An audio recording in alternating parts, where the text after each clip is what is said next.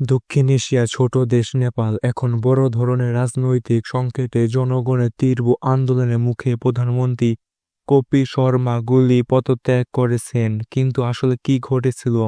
আজকের ভিডিওতে আমরা জেনে নেব নেপাল সরকার পতনের আসল কাহিনী।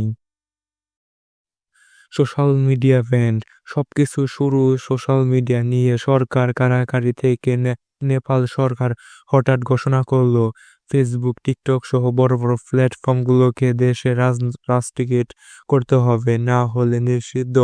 এই সিদ্ধান্তে তরুণ সমাজ ক্ষুদ্র হয়ে ওঠে। জেনজেট বা তরুণ প্রজন্ম তখন রাস্তায় নামে।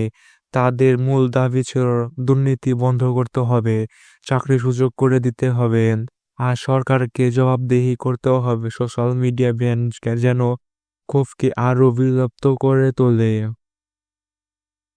রাজধানী কাঠামো সহ বড় শহরগুলোকে লাখো মানুষের বিক্ষোভ অংশ নেয়। সরকারি ভবনে ভাঙচুর, অগ্নিসংযোগ হয়, পুলিশ ও সেনাবাহিনী গুলি চালায়, বহু মানুষ হতাহত হয়। পরিস্থিতি নিয়ন্ত্রণে কারফিউ জারি করা হয়।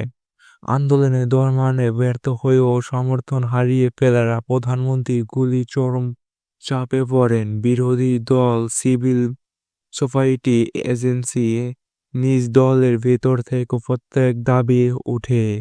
শেষ পর্যন্ত তিনি পদত্যাগপত্র জমা দেন।